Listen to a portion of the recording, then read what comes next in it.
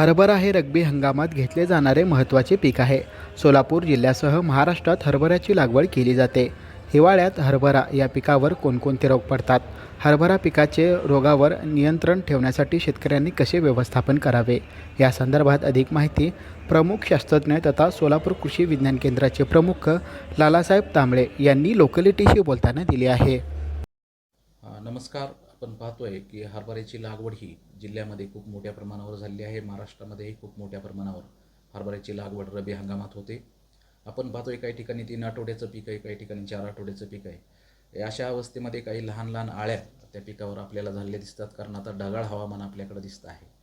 तर अशा ठिकाणी आपल्याला जर लहान आळ्याचं प्रमाण वाढलं तर आपण एक गोष्ट करायला हरकत नाही की 5% निंबोळी अर्कची फवारणी त्या पिकावर घ्यायला हवी, किंवा अर्धा ग्रॅम इमामेक्टिन बेन्झोएट प्रति लिटर पाण्यात मिसळून त्याची फवारणी घ्यायला हवी.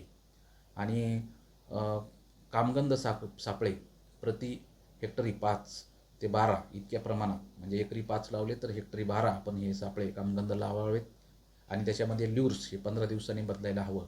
आणि या पद्धतीनं आपण पक्षी थांबे पण त्याच्यावर निर्माण करायला हवेत, जेणेकरून आपण जर हरभरा लावताना एक मुठभर ज्वारीची बिया त्याच्यात टाकल्या तर आपल्याला पक्षी थांबे निर्माण होतील आणि नॅचरली याचं जे किडीचं अळ्याचं व्यवस्थापन होऊ शकेल.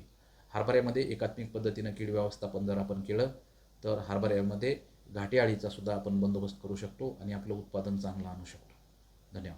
हरभऱ्यामध्ये एकात्मिक पद्धतीने कीड व्यवस्थापन केले तर हरभऱ्यामध्ये घाटी अळीचा सुद्धा आपण बंदोबस्त करू शकतो आणि आपला उत्पादनसुद्धा चांगला आणू शकतो, अशी माहिती सोलापूर कृषी विज्ञान केंद्राचे प्रमुख तथा शास्त्रज्ञ लालासाहेब तांबळे यांनी दिली आहे.